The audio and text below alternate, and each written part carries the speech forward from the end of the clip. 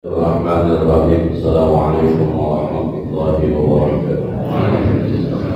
Bismillahirrahmanirrahim. Wassalatu wassalamu ala Rasulillah Sayyidina Muhammad ibn Abdillah wa ala alihi wa sahbihi wa man tabi'ahu ila yaumil qiyamah. Amma ba'du, al-Fatihah ila hadratin Nabi Mustafa Rasulillah sallallahu alaihi wasallam wa abaina wa ummahatina wa ajdadina wa jaddatina wa masyayikhina ولجميع المسلمين والمسلمات والمؤمنين والمؤمنات خصوصا له لوالديه لناسل من هدي اسلام والديه لعمل الغزالي من هدي ارشاد من هدي سيدي سنه بنت هدي محمد صالح شيخنا كيدي محمد معمون بن هدي عبد الرحمن شيخنا كيدي مرشدي بن هدي حسن شيخنا كيدي عبد الوهاب بن هدي عبد الصمد شيخنا كيدي محمد معاذ الانصار شيخنا كيشافي حاتمي شيخنا كيدي احمد شريف بن عبد الغني شيخنا كيدي عمرو زين بن هدي محمد زين شيخنا كيدي محمد هاشم محبوب شيخنا كيدي جمال موسى شيخنا كيدي عبد المعطي صالح شيخنا كيدي احمد زين بيدل شيخنا كيدي محمد سيد مختار سيد محمد بن علاوي حتى سلمان في الفاتحه.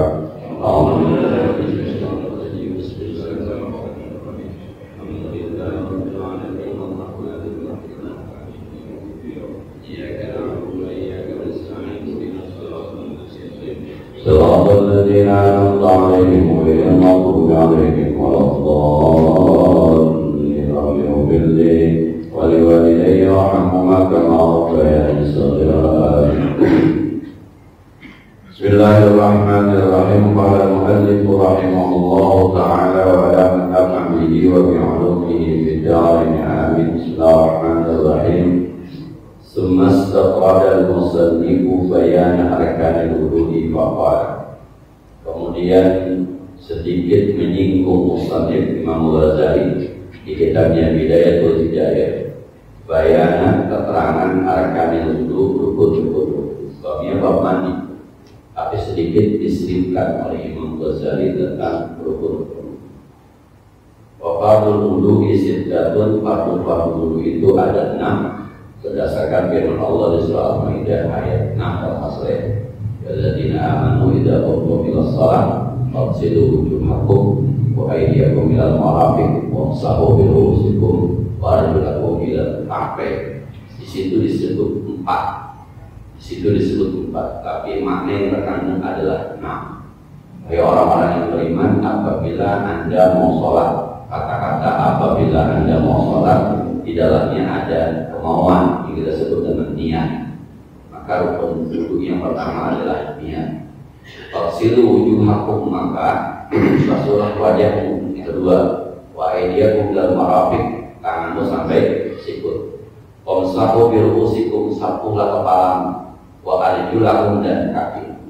Nah, kata ulama ngaku sebagian karena Al-Quran menyebut dengan huruf waw, faghsilu wujuhakum wa aydiyakum wamsahu huruf waw, itu katanya ada orang bilang al-waw litartibi bintisari wa thumma litartibi bintisari.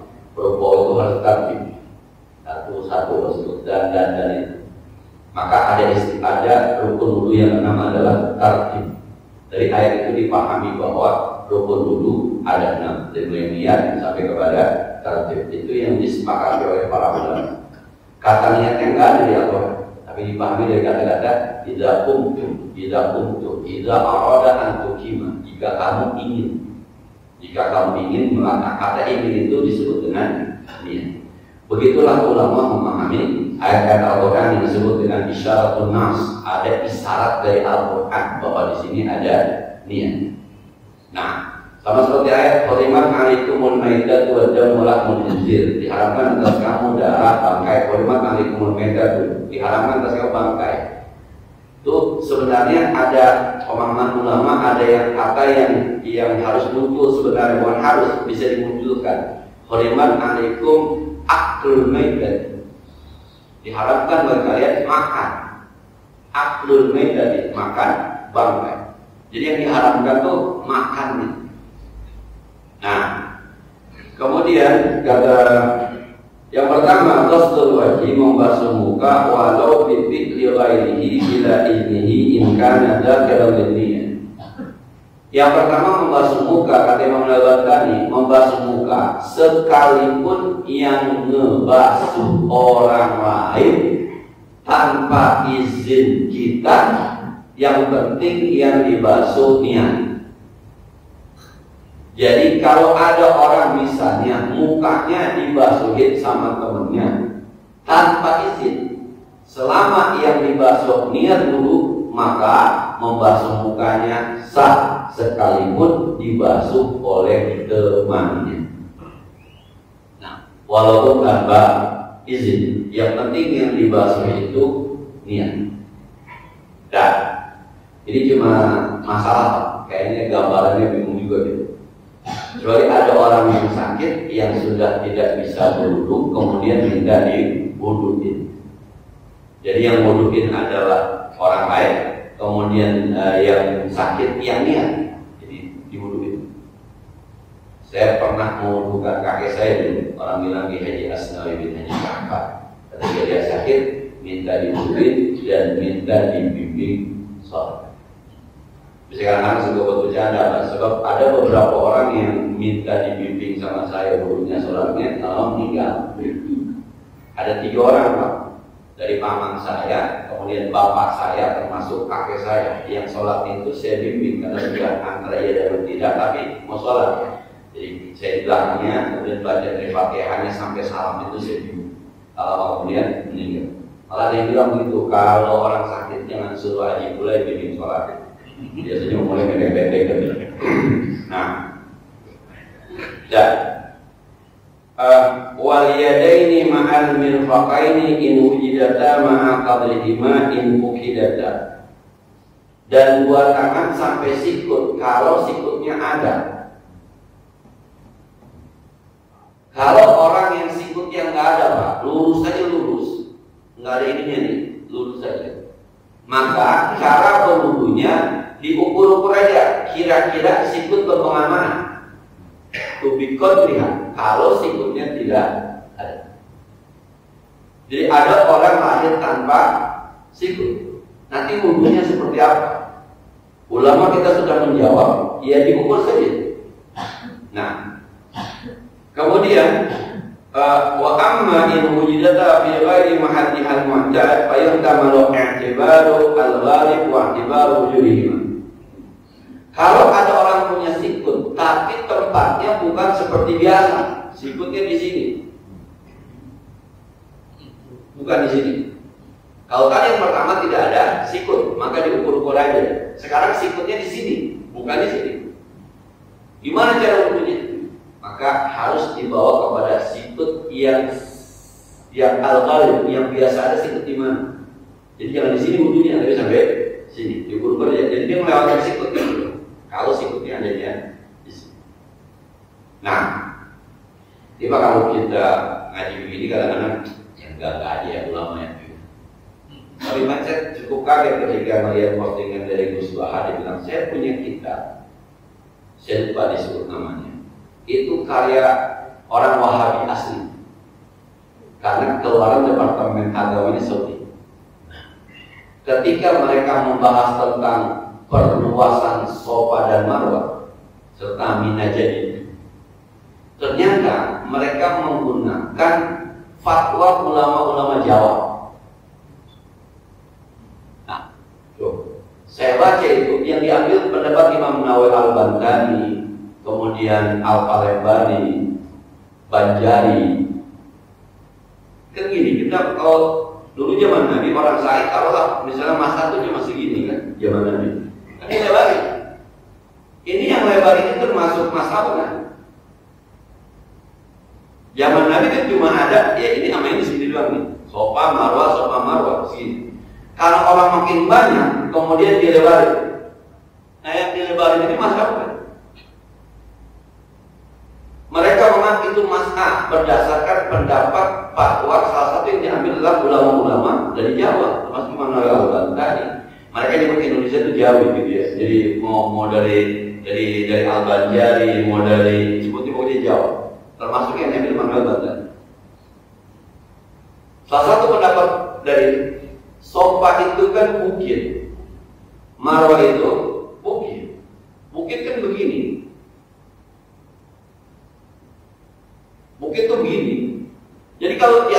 lebarin. Kalau kita tarik ke bawah, masih bukit itu, masih wilayah Sofa, masih wilayah Marwah.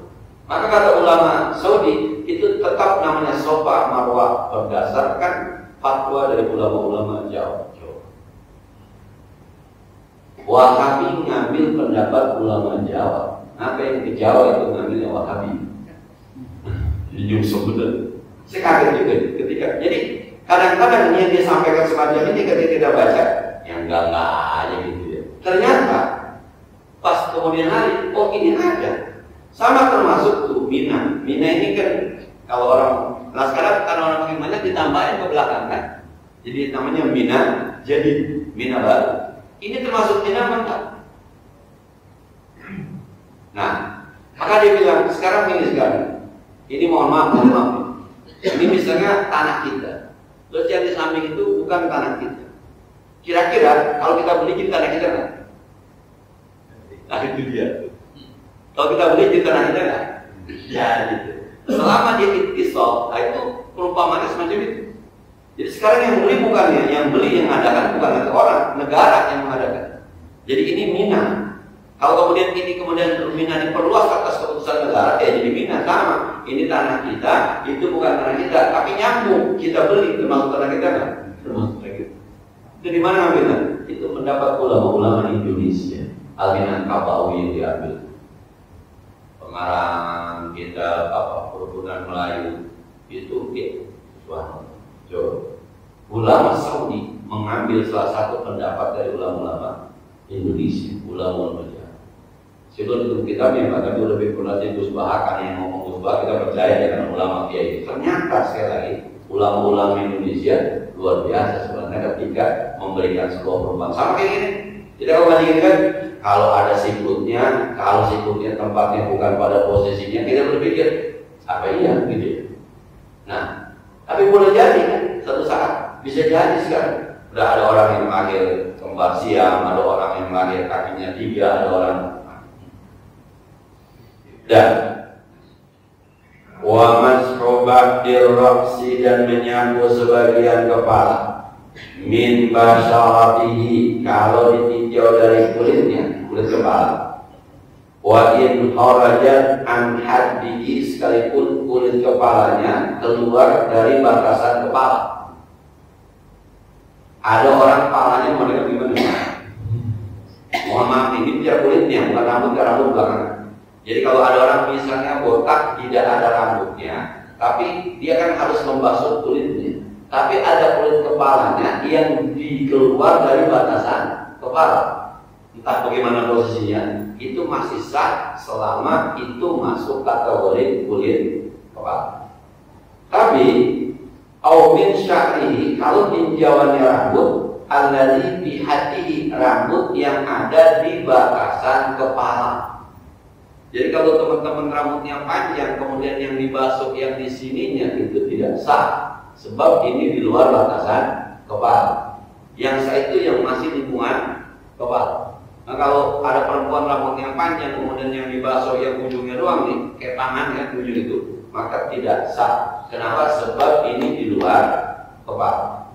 Kata-katanya uang sahu biru siku, maka basuhlah kepalamu, bukan basuhlah di luar kepalamu. Rambut kan iya, tapi selama rambutnya masih ada di batasan kepala.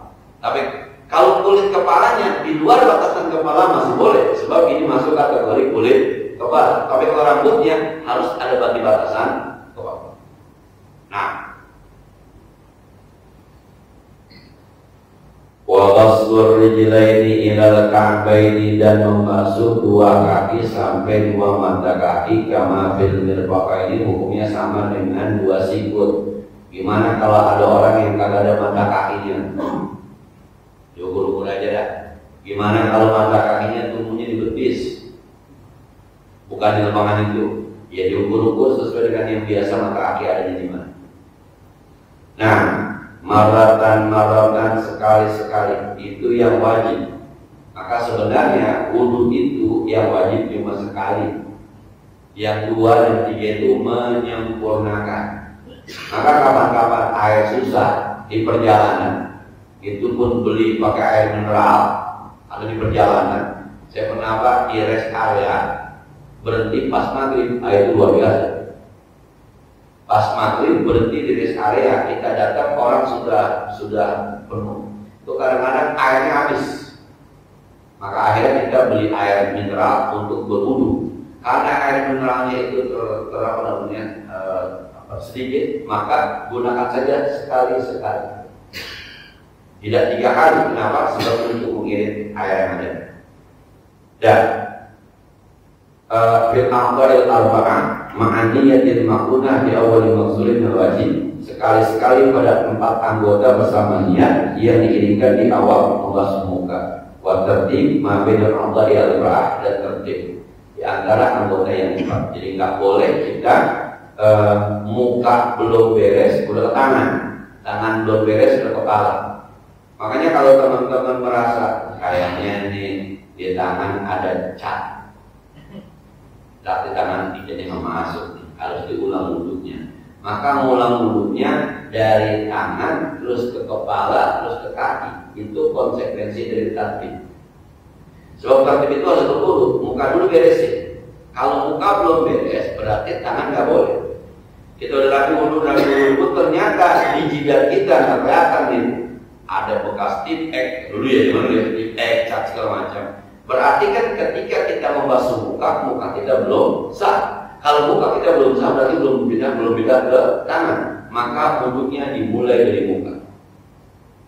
Tapi kalau masalahnya di kaki, kakinya ada cat di bawah, nggak kena air, maka nanti hanya di kaki, karena kaki bagian akhir.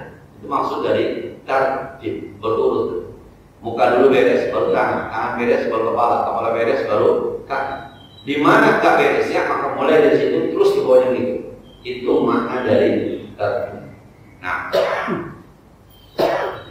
wa ma ada, dan selain yang 4 tadi, ais sittata min af'al rukun 6 yang termasuk rukun wudu, sunanun muakkadatun, sunnah yang muakkadah. Wudu 3 kali sunnah, berkumur sunnah, baca bismillah sunnah, masukkan air ke hidung, mengeluarkan air ke hidung sunnah, telinga sunnah. Nah, tapi sunnahnya muakkadah, sangat dituntut untuk dikerjakan. Kenapa? Wadduha aitil sunnati, keutamaannya itu kathirun, sangat banyak. Watawabuha, dan pahalanya aijazauha walasanna innallahi ta'ala, di sisi Allah jazilun al-azimun, besar, sangat luar biasa balasan dari Allah ketika kita melaksanakan wudu berikut sunnah-sunnahnya. Wal mutahawilu biha ayat mustaqim di sunnahnya khazir, orang-orang yang merendahkan perbuatan sunnah adalah orang-orang yang merugi. Karena kita suka dengar ayat sunnah ini sunnah doang sih, yang penting makan wudu kita sah. Kekumur ya, kalau sempat ya kekumur ya, nggak usah masukkan air, nggak usah. Sunnah ini, kata Imam Ghazali, orang yang sering merendahkan sunnah khasirun, adalah orang yang merugi. Kau lihat dulu sunnah ini, Badiah sunnah ini jauh aja juga. Yang penting kan udah sholat, yang wajib-wajib dulu. Ntar kalau udah bener baru yang sunnah. Kalau bener-bener, nah, nanti ada keterangannya kenapa dianggap merugi. Bahkan huwa al-mutahawinu, orang yang merendahkan perkara sunnah di asli fara'idihi, dengan dasar kepaduannya, mukhatirun ay musyrikun ala fasadi, dikhawatirkan akan membawa kerusakannya. Sholat isya ada qabliyah, ada ba'diyah. Qabliyahnya dicuekin, ba'diyahnya dicuekin. Itu khawatir, lama-lama isyanya juga dicuekin. Nah, sholat maghrib kalau yang mengangkat ba'diyahnya dicuekin, lama-lama maghribnya yang dicuekin. Nah, termasuk sunnah-sunnah wudu, termasuk Senin Kamis dicuekin, lama-lama Ramadan juga dicuekin. Sedekah dicuekin, lama-lama zakat juga dicuekin. Saya selalu mau perumpamaan begini, Pak. Kalau sholat wajib, apakah kita kagak tapi ikhlas sholat wajib? Nggak tapi ikhlas, karena dipaksa sama hukum dosa. Nah, kita nggak berani ninggalin sholat subuh bukan karena kita malas saja kan, kadang-kadang karena kita takut sama dosa, takut sama neraka, maka kesiangan juga kita sembahyang subuh. Tapi qobliyah subuh itu nggak ada tekanan surga dan neraka, nggak ada tekanan neraka, nggak ada. Maka orang-orang yang ikhlas itu lebih ikhlas sholat sunnahnya dibanding sholat wajibnya. Puasa Ramadan, kalau hukumnya sunnah, mungkin nggak ada yang puasa. Ini kita nih kalau ada fatwa, puasa Ramadan adalah sunnah, wah udah, banyak yang nggak puasa. Kenapa puasa? Karena wajib, takut sama dosa. Maka puasa Ramadan itu dalam tanda petik, mohon maaf, kurang tapi ikhlas tidak, karena dipaksa oleh dosa. Tapi teman-teman yang puasa Senin Kamis itu kan kamu sendiri, nggak ada cerita dosa. Anda nggak puasa juga dalam tanda petik nggak ngapa-ngapa. Tapi keikhlasan seseorang itu, kemauan seseorang itu memang dinilai dari ibadah sunnahnya dibanding ibadah wajibnya. Nah, sholat Jumat itu walaupun mulus-mulus udah datang aja. Kenapa? Sebab ada khawatir yang kafir kan gitu. Kalau Jumat ada siapa yang meninggalkan 3 kali Jumat berturut-turut tahun-tahun, maka dia kafir.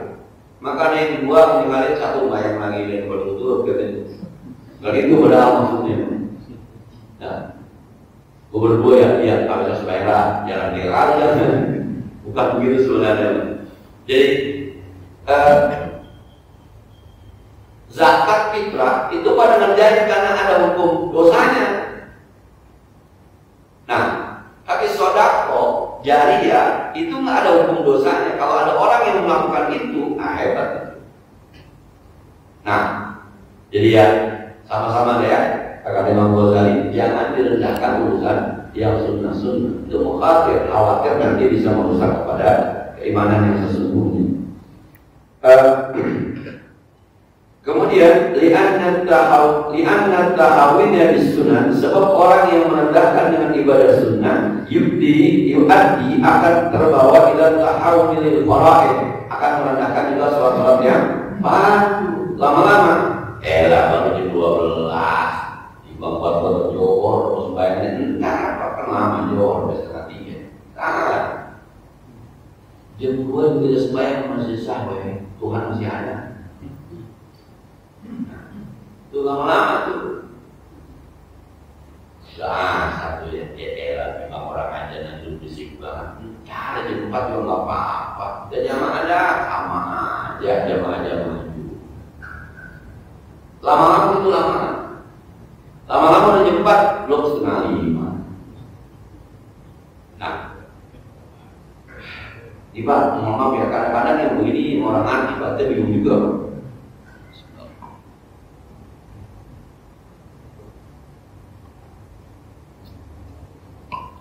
Ini cerita aja, cerita Bang, mohon maaf, nggak ada maksud apa-apa. Jadi saya pernah menghadiri sebuah pernikahan. Kebetulan yang nikah itu anaknya sepupu. Kalau anaknya sepupu anaknya kita datang hadir. Kita hadir cuma hadir aja karena anak sepupu kita hadir. Acaranya habis doang. Dan jam 2 baru mulai. Itu hadir di situ orang-orang yang kalau saya sebut namanya, bapak-bapak tahu semua itu para ahli ulama para ustaz. Terus kalau saya sebut namanya. Nah, acaranya molor sampai asar.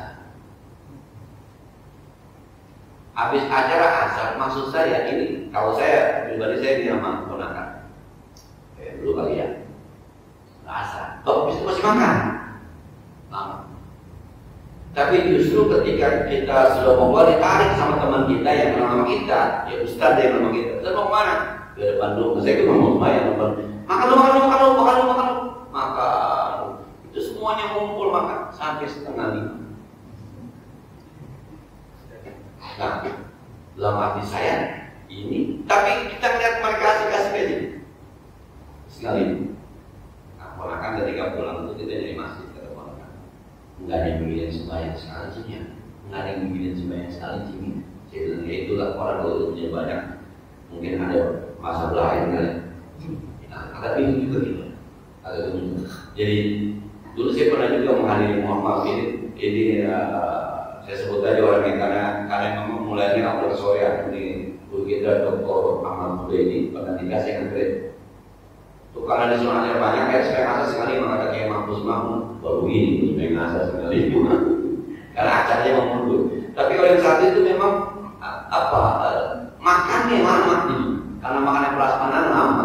Maksud saya kan makanannya lama, kita semuanya dulu enggak harus makan juga. Tapi akhirnya jadi lama.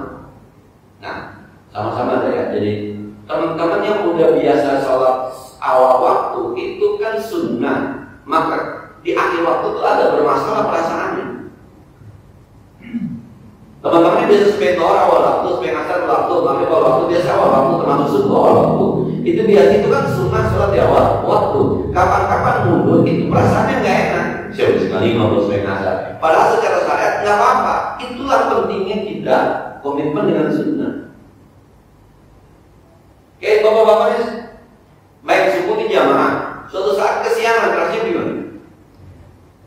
Kan secara syariat orang ketiduran, kesiangan nggak ngapa-ngapa. Tapi rasanya rasa itu muncul karena kita istiqomah dengan sunnah. Di awal, wah malu rasanya apa ya? Tua-tua masih kesiangan aja. Rasanya kita ngomong sendiri rasanya. Nah, saya juga apa yang kesiangan kalau bawa-bawa makan alhamdulillah. Lebih sering dari saya. Nah, jadi dikhawatirkan kalau menganggap ringan perbuatan sunnah, lama-lama bisa mereka ke perbuatan yang wajib. Itu dari akhirnya. Ya, ntar aja, masih keburu, bisa ini. Dan kemudian, fa'innan nawafila jawabin lil fara'id, sebab yang namanya ibadah sunnah itu untuk menambal ibadah wajib.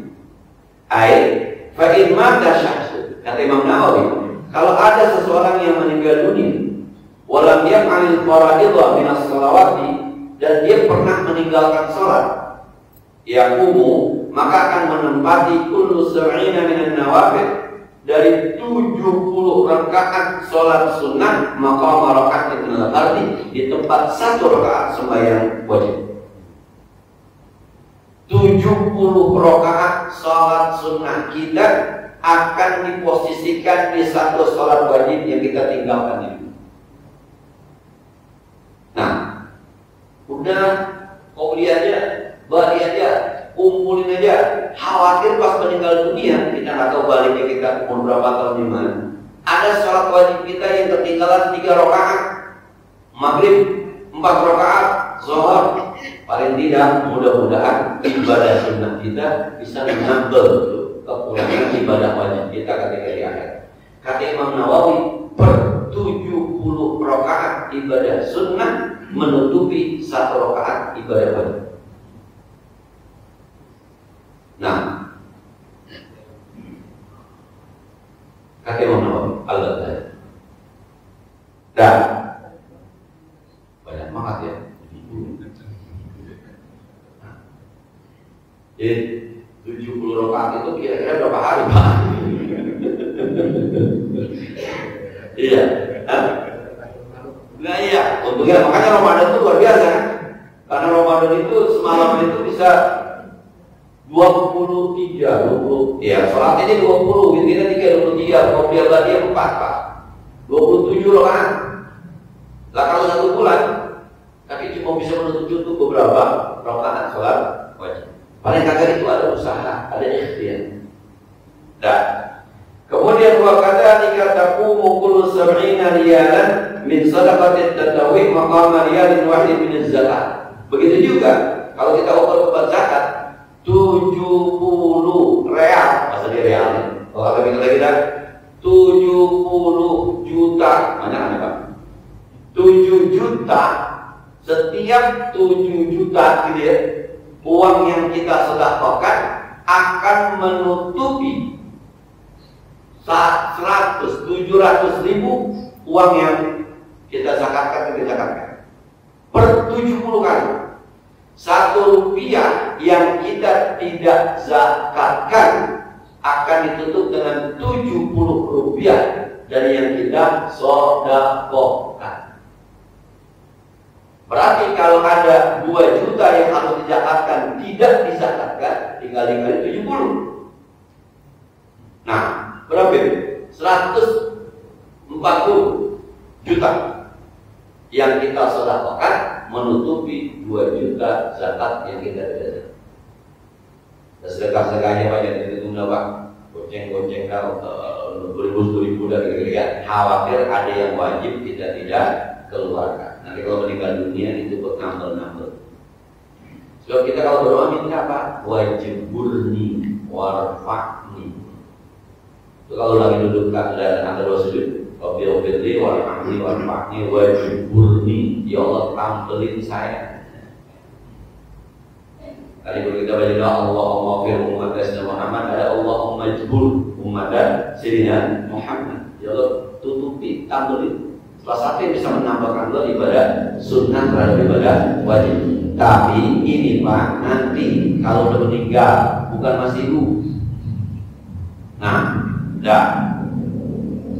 Kemudian amma fid dunya fala yujbaru tawqaf fara'id bin nawafil badabun min fi'lah. Adapun kalau di dunia tidak bisa kita menghitung bahwa yang wajib bisa ditambah dengan sunnah. Kalau yang wajib ditinggalkan harus dikerjain. Subuh kesiangan, ya udahlah 2 rakaat kemarin ibadah sudah cukup lah. Nggak gitu nggak? Kalau masih hidup mah nggak.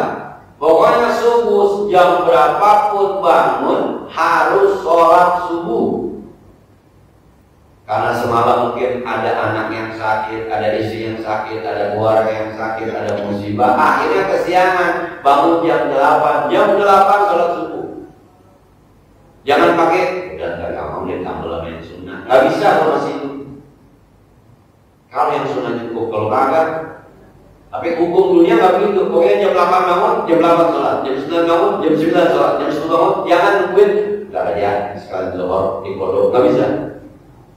Ini dalam bahasa usul fikih ada namanya al-qaul al-tarakhir. Ada yang harus dikerjakan segera, ada boleh yang harus dikerjakan entar-entaran. Yang segera itu ini sholat nih. Pokoknya kalau ketinggalan sholat, lupa atau ketiduran, kapan-kapan ingat, kapan-kapan bangun harus dikerjakan. Dan saya bilang begitu Pak, kalau udah kesiangan jam 9, kesiangan sholatnya di masjid, bawa sajadah. Jadi kata tetangganya, Tuhan. Jadi pakai Allah Mahdi gitu ya. Nah, dah. Wa amal wudu fa huwa mukaffarun lis-saghair fa illam yakun al-syai' min as-saghair hanfun min al-kaba'ir. Yang namanya wudu itu menghapuskan dosa-dosa kecil. Kalau ternyata dosa kecilnya nggak ada, dia masih berwudu, maka dia bisa menghapus dosa-dosa besar.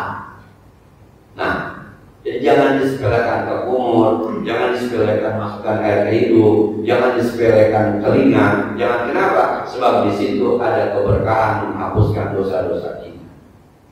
Dosa hidup kita. Bapak pernah menghirup aroma wangi perempuan yang bukan istri kita di jalanan atau di bis, kemudian ada perempuan wangi amat sih? Pernah nggak? Sering? Atau nyari?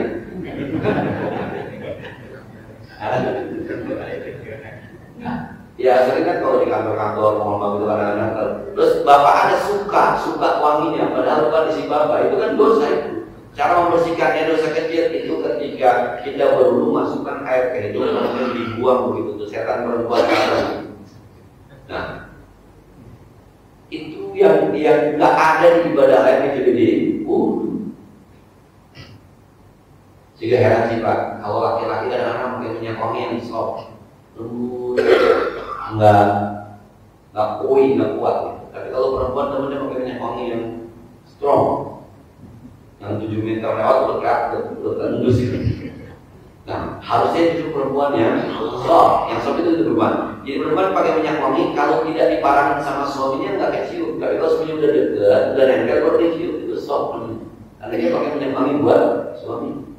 Sementara si suami sebenarnya harusnya memang dari jauh tuh sama di situ kecium, ini suami saya mestinya. Cuma kita kadang-kadang yang laki malah nggak pakai minyak wangi. Nah, bahasa begini, apa minyak wangi itu berlaku itu kadang-kadang. Abdullah bin Abbas dalam kitab Qurratul Uyun itu selalu berdandan rapi. Kalau kita pakai minyak wangi istirahat, ada yang lain Kenapa sih? Rapi banget. Kata dia, saya suka istri saya kalau tampil rapi. Maka saya juga harus rapi tampil supaya istri saya senang dengan saya. Kata Abdullah bin Abbas. Jadi kita demen bini kita tampil bagus, maka kita juga harus menyamakan supaya kita tampil baik. Kita bangga sama istri, istri bangga sama kita. Jangan kita doang bangga sama istri, istri gede terus. Nah, jadi kalau kondangan itu kita bangga merendek istri kita, tapi istri kita berarti mau lari gitu. Nah, nggak suka legalnya begitu. Dan tanggung nih lagi bang. Tsumma qara'u huna binisbati wudu'i yatinabul ma'asi. Kemudian wudu di sini kalau dilihat dari palu di sini kalau dilihat dari wudunya itu meninggalkan maksiat. Jadi hakikatnya orang berwudu itu sebenarnya meninggalkan maksiat. Hakikatnya ada dosa yang dilakukan dia berwudu kemudian dia bersuci, itu hakikatnya. Maka ada namanya mau'izatul mu'minin. Itu dikatakan begini, ketika hadis mengatakan at-tahuru satrul iman, kebersihan adalah bagian dari iman. Itu sebenarnya iman ada di hati. Iman itu di hati. Jadi kebersihan paling hebat itu kebersihan yang ada di hati, bukan hanya di luar saja. Maka sebenarnya wudu itu pada hakikatnya adalah meninggalkan maksiat. Wa dzalika in kana al-muradu bin nawafil sunan al-wudu'i sara manaqoli. Maka kalaulah yang dimaksud dengan sunnah-sunnah wudu adalah sunnahnya sunnah dari yang tadi, sunnah yang wajib meninggalkan maksiat. Wudu hakikatnya meninggalkan maksiat. Maka perangkat sunnah di wudu adalah perangkat dalam rangka meninggalkan maksiat. Sora mana qolihi, maka maksudnya adalah fa inna nawafil jawabul faraid anna intiyana sunnah wudu ya bil faraid allati yatadullu bil muta'allaqah bi huquqillah ta'ala. Berarti kalau ada orang yang wudu ingin menghindarkan maksiat ditambah dengan sunnahnya, maka sunnah ini semakin menjauhkan diri kita dari maksiat. Kalau wudu ini untuk membersihkan dosa kita, maka sunnah-sunnah lebih menambah kita membersihkan dosa kita. Begitu pemahamannya. Bukan sekedar sunnah dikerjakan dapat pahala, ditinggalkan kenapa-kenapa. Bukan begitu pemahamannya, bukan. Itu pemahaman syariat, itu pemahaman fikih. Tapi kalau udah bicara pemahaman hati, pemahaman hakikat, kalau bahasa kasar ngomong, lu wudu itu buat bersihin dosa lu, gitu. Tuh mata lu kan sering bikin dosa, maka lu basuh dosa mata lu rontok, dosa hidung lu rontok, gitu. Maka kalau yang sunnah dilakukan makin sempurna, semua dosa kita rontok. Di situ letaknya. Bukan sekedar mengangkat hadas kecil, bukan sekedar itu, tapi di situ ada penghapusan dosa. Semakin rapi wudu kita, sunnah-sunnahnya, semakin banyak dosa yang diampuni. Di situ letaknya. Nah, dia saya bilang kalau ngaji syariat kan yang penting mah sah gitu. Kalau ngaji kita ngaji menuju marakil ubudiyah, naik pengembangannya bukan pada sisi zahirnya, tapi lebih kepada sisi batin. Kemudian di mana annaha mukaffafatan lidhikal dzunub ziyadatan ala takfir wudu biduni sunaniha. Kalau sunnahnya tidak dilakukan, itu kan berarti ada dosa yang tertinggal di hidup, ada dosa yang tertinggal di mulut, ada dosa yang tertinggal di telinga. Nah, Bapak pernah dengar suara lagu-lagu perempuan nyanyi, kemudian Bapak suka, itu kan bermasalah sebenarnya. Nah, saya menganggap bingung juga tuh kalau lihat penceramah perempuan di daerah-daerah sana gitu ya. Ada namanya Umi Laila, ada nama Ustazah Mumpuni, dan yang hari laki perempuan, kemudian baca selawatan. Alam ya, tapi selama kiai gak kepada memilih lebih benar ya. Selama kiai-kiainya gak pada memilih, bahkan kadang-kadang bisa di satu panggung, ya mungkin nggak ngapa-ngapa. Jadi saya kadang-kadang melihatnya agak, ya kok gini ya gitu. Bapak-bapak mungkin pernah lihat ya, ada nih Umi Laila, ada Ustazah Mumpuni. Nah, yang kalau dari ceritanya kelihatannya masih belum pada nikah ya, sebenarnya ujian. Jamaahnya laki perempuan, kemudian ada nenek-nenek. Tapi selama ini tidak ada yang komentar miring sih terhadap mereka. Jadi mungkin memang tidak masalah. Cuma rasanya aja kita rasanya belum terbiasa ketika kita orang laki kemudian yang ceramah ustaznya perempuan. Nah,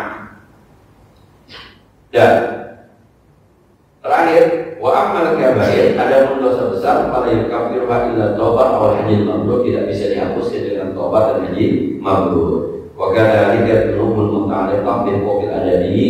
Begitu juga dosa-dosa yang ada hubungannya dengan hubungan manusia, pada buddha minal taubati, maka tidak bisa dihapus kecuali dengan taubat. Wa illa fal qisasu alaihi illa min fadla min Allah Ta'ala. Qisas dibayar sesuai dengan aturan yang ada. Para sahabat Nabi bilang begini, ya Rasulullah, kalau saya jihad kemudian saya terbunuh, apakah dosa saya dihapuskan ketika jihad? Kata Rasul, iya. Dan lama Nabi bilang begini, paman kali mau Rasul, kalau saya jihad perang itu saya mati, dosa saya dihapuskan enggak? Dihapuskan. Illa dain, kecuali utama nggak lunas. Nah, jadi kalau urusan ente dosa sama Tuhan itu pasti dihapuskan. Selesai dengan dosa.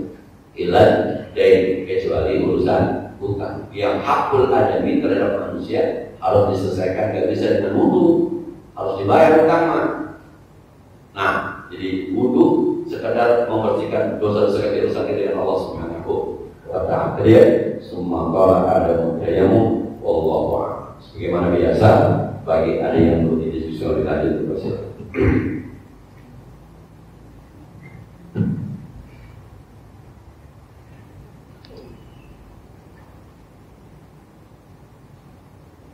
Assalamualaikum warahmatullahi wabarakatuh. Saya kita bahas tentang soal saya kadang-kadang sudah tahu sih sebenarnya, tapi kadang-kadang suka mangkal di hati. Pertama, kalau kita membasuh muka, itu ada air yang jatuh lagi, itu masuk lagi. Padahal yang membasuh muka itu cukup satu kali. Yang kedua adalah tadi Ustaz sampaikan untuk supaya melengkapi, atau kalau menurut saya itu sunnahnya gitu. Satu kali, sunnahnya dua kali atau tiga kali. Tapi pada saat kita menyiram air, itu airnya itu jadi mungkin itu jatuh gitu. Nah, terus dari jatuh itu kita masukin lagi gitu pakai. Ini kadang-kadang suka menyentuh hati. Apakah itu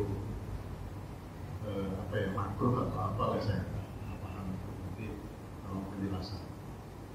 Terus yang kedua soal sholat tadi. Sholat memang kita kadang-kadang suka kesiangan. Sholat subuh kesiangan atau matahari udah mentereng. Jadi kalau kita sholat subuhnya itu pada saat itu hatinya itu nggak ngesak gitu ya. Apa saya benar atau salah gitu, walaupun itu harus dijalani. Terus yang ketiga soal sholat, kalau kita dalam keadaan macet dan segala macam, tahu kita itu ini nggak mungkin, karena sebentar juga nyampe gitu. Tapi tiba-tiba macet di jalan, jadi kita cuma dalam hati aja nih, karena nggak mungkin kita melakukan peragaan secara ini dalam perjalanan. Jadi saya ingat sholat asar, ini kalau jalan kayak ini mudah-mudahan nyampe dulu. Nah sampai di rumah itu ya pas maghrib gitu. Nah kadang-kadang saya suka ingat itu gini, apakah kita kodoin aja atau langsung aja gitu. Jadi ini dua masalah yang sudah timbul dalam hati. Ada kodo ini, nanti kita kodoin gitu. Nah hal-hal begini mohon penjelasan Bapak. Terima kasih. Assalamualaikum warahmatullahi wabarakatuh. Yang pertama, ini memang kita mohon maaf ya, kejebak dengan air mustahmal. Ini waktu saya kecil juga baca cabai gitu air mustahmal. Kata Imam Ghazali, udah nggak ada air mustahmal buat orang awam, kesian susah. Air mustahmal itu Pak, air bekas basuhan wajib. Jadi Bapak kalau membasuh muka, yang basuhan wajib itu yang pertama, maka air pepesannya itu namanya mustahmal. Ya, sampai situ jelas ya. Ya. Sekarang air tetesan yang dari muka kita jatuh ke ember atau ke bak yang memang kita pakai buat berwudu. Berarti ada air mustahmal yang bercampur dengan air yang kita pakai wudu. Pertanyaannya, air mustahmal yang jatuh itu air najis apa air suci? Suci. Air suci yang di ember akan bermasalah kalau kejatuhan najis. Air di ember sebab kejatuhan najis. Air mustamal itu air suci. Yang nggak boleh pakai air mustamal dikumpulin, Pak. Jadi ini yang jatuh ini memang jatuhnya ke tempat lain. Nanti gerantangan yang pertama jatuh lagi sengaja dikumpulin, itu baru air mustamal. Tapi air mustamal itu hukumnya suci. Maka yang suci ketemu yang suci itu nggak masalah. Jadi bapak mau ngambil jatuh nggak apa-apa, sebab mustamal dengan bahkan air mustamal ketemu mustamal digabung jadi satu dua pula ya suci. Pokoknya air mah bermasalah kalau ketemu najis.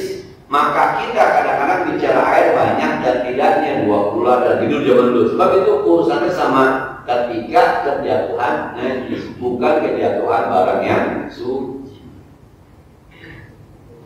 Nah, gitu deh ya.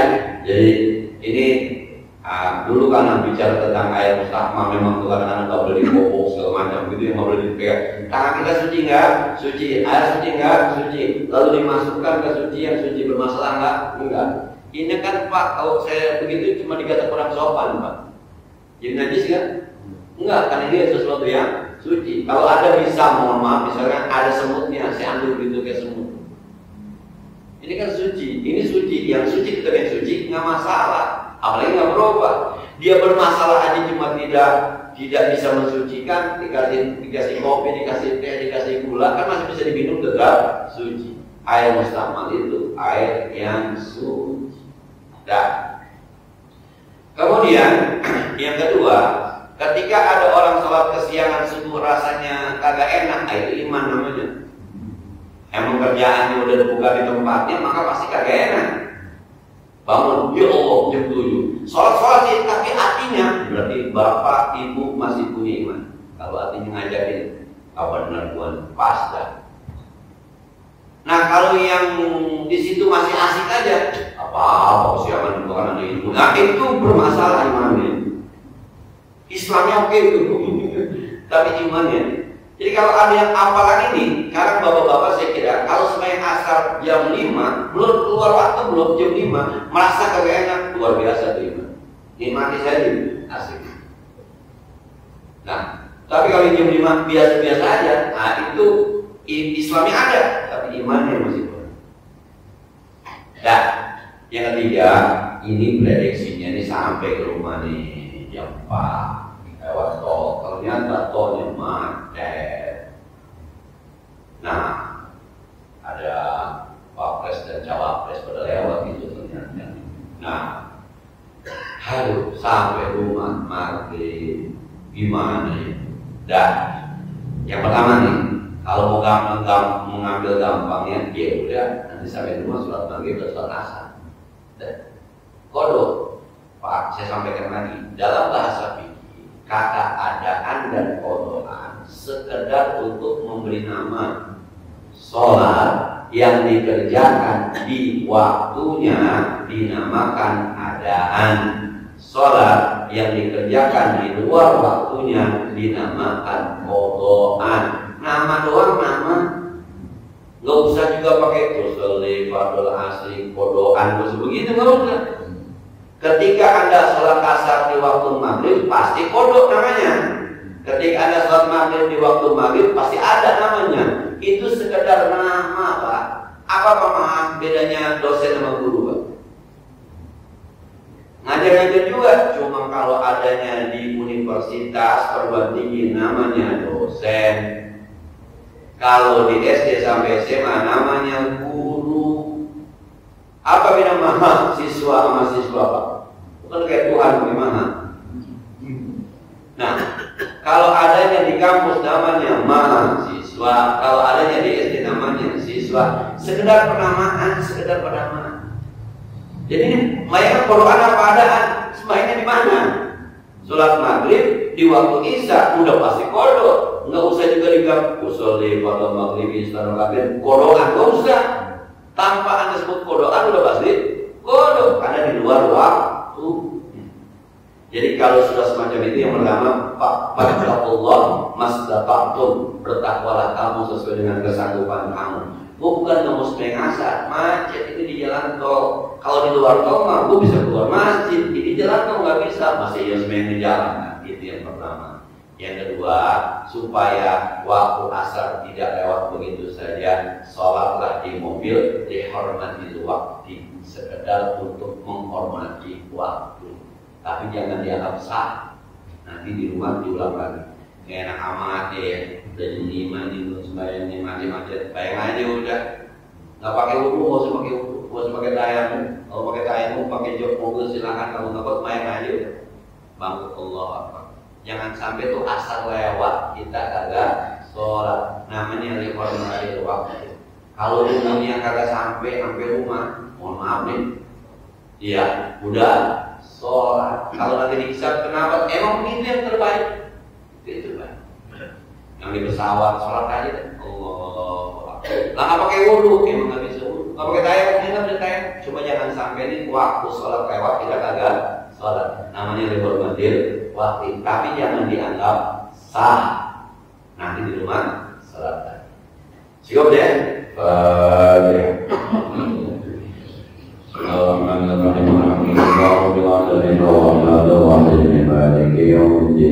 إياك نعبد وإياك نستعين اهدنا الصراط المستقيم صراط الذين أنعمت عليهم غير المغضوب عليهم ولا الضالين اللهم صل وسلم وكرم وبارك على سيدنا محمد وعلى آل سيدنا محمد اللهم انفعنا بما علمتنا وزدنا علما ينفعنا ربنا زدنا علما نافعا وفهما صيبا ولسانا ذكرا وقلبا شاكرا اللهم انصر الإسلام والمسلمين في فلسطين اللهم انصر المسلمين المجاهدين في فلسطين اللهم عليك بالإسرائيليين الظالمين اللهم عليك بالأمريكيين الظالمين وصلى الله على سيدنا محمد وعلى آله وصحبه وسلم والحمد لله رب العالمين السلام عليكم ورحمة الله وبركاته.